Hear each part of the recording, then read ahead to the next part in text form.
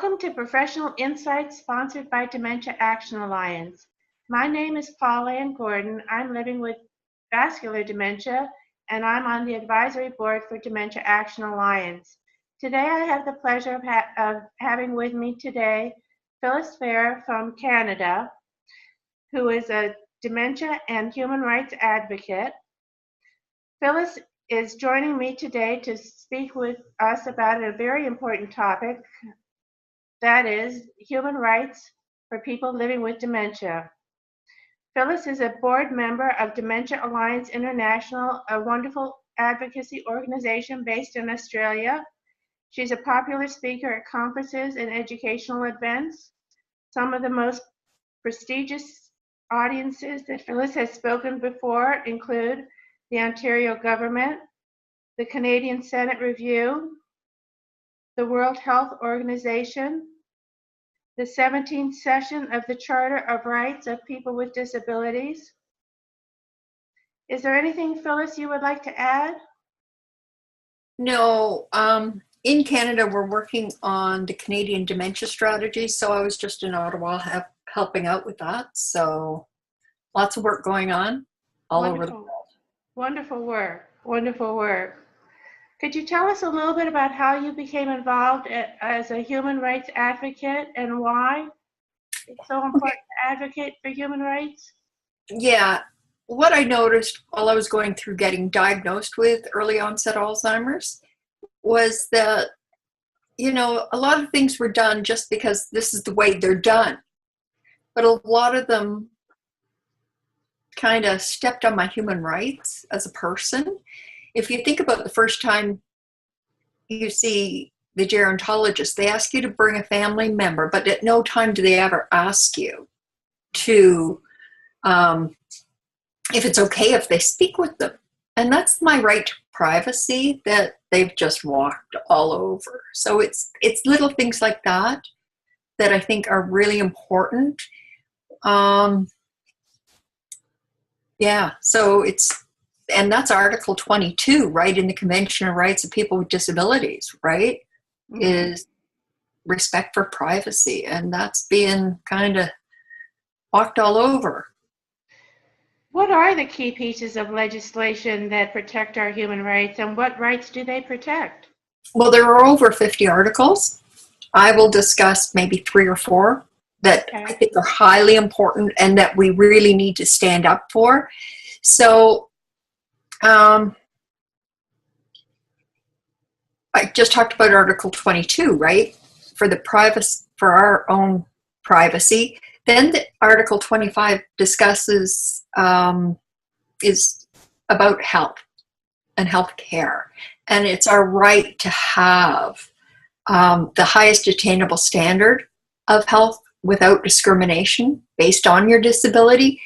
And a lot of times what I find happen is if you need something, they just figure, oh, they've got dementia, we'll just kind of ignore it. And that's not right? To me, and I don't know, Paulan, that's probably happened to you, right? Yeah, I know it happens to a lot of people. So I think that even though we have this disability or this illness, we should have a right to high quality health care. The next one that I'm a big advocate for is Article 26 that deals with habilitation and rehabilitation of people. And when I explain this one, I say, think of somebody that's had a stroke. When somebody has a stroke, they have a whole health team that's providing care. You've got speech and language, you've got physio, you've got OT. And when we think of people diagnosed with dementia and Alzheimer's, we're not given that whole team to help us through. You know I have difficulty with words. So in the beginning, wouldn't it have been nice to go to the speech and language pathologist so that she could give me information on how to deal with these things so that maybe they're not as prevalent, or what to do when they come up, right? My philosophy is rather than rehabilitate us, keep us Like, give us habilitation, keep us moving, keep us up to snuff. Because a lot of times what they do with people with dementia is they don't give you speech and language, they don't give you physio or occupational therapy until you run into a problem. And by then you've declined, and quite frequently you don't get back to the level you were. So my philosophy is, give me physio to teach me what I need to know to keep moving. Give me occupational therapy, because you know what? I can't multitask. So I have trouble if I put laundry in and I go upstairs to do something. Well, you know, I may forget it's in there. So teach me little tricks so that I can still do those things and still be in my own home. The next one is Article 19, living independently and being included in the community. Because we all know once you kind of get a diagnosis of Alzheimer's, we're kind of, you know, looked down upon. We're not included in things anymore. We lose our friends because they don't understand it, right?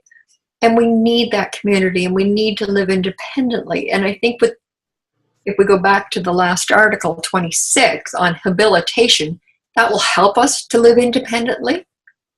And then just kind of to get people around your own community to understand dementia and Alzheimer's would make it so much easier for us to stay involved.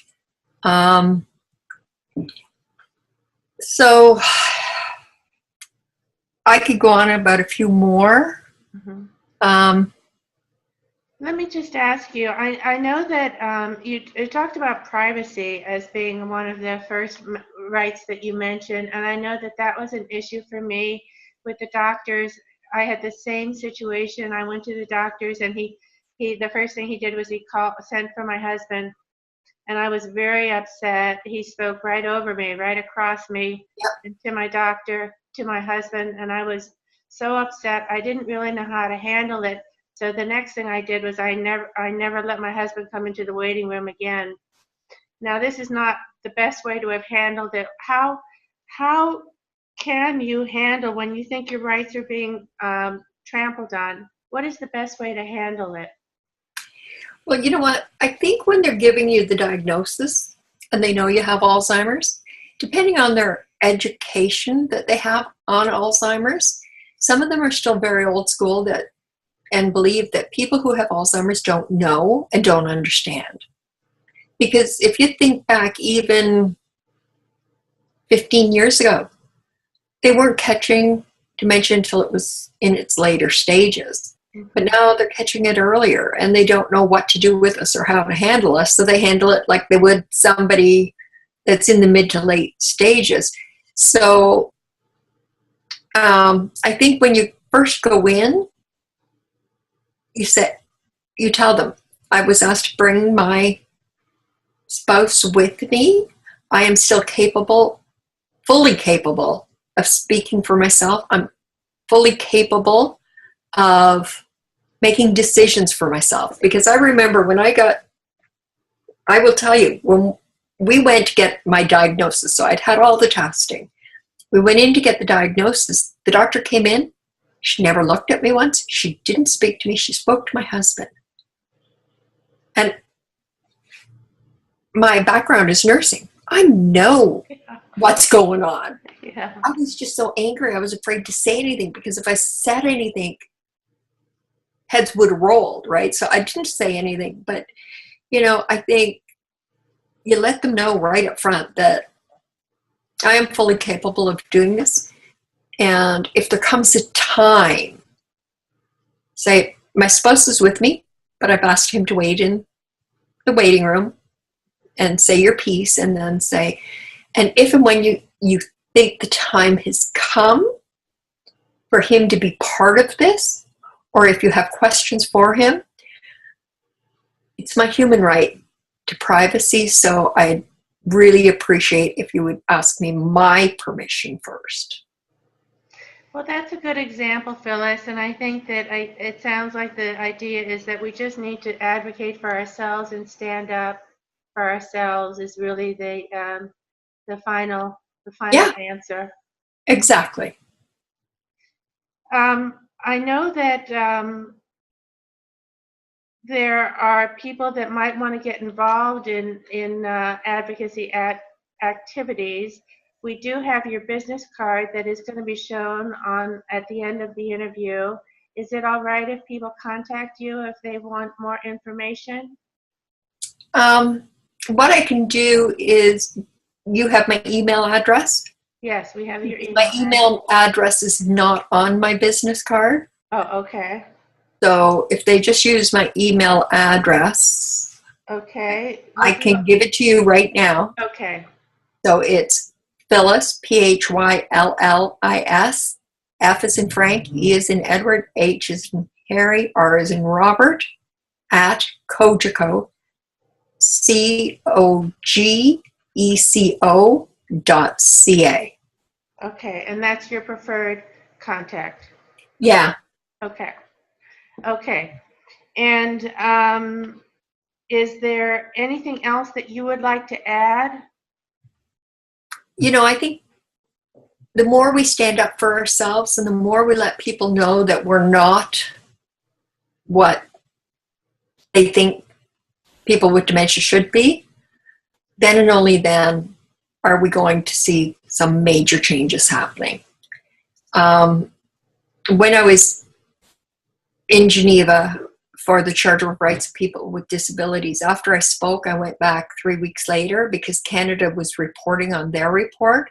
So I did go back as a civil delegate with the team.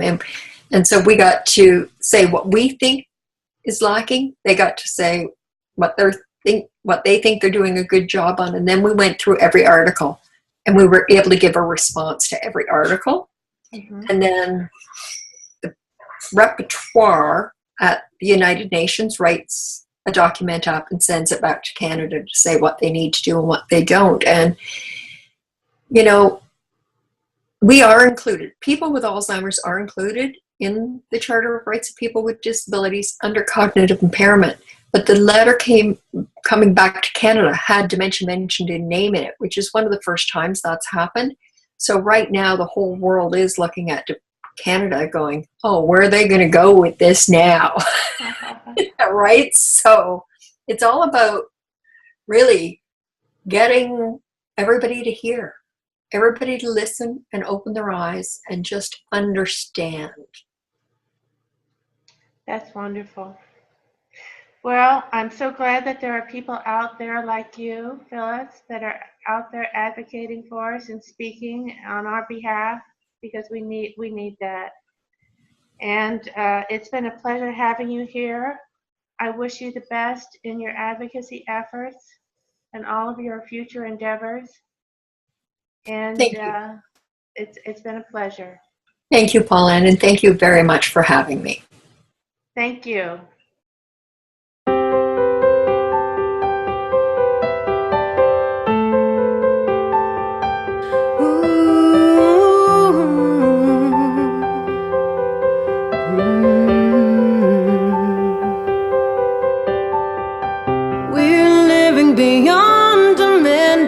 Connecting our lives to help us survive, so we live our time.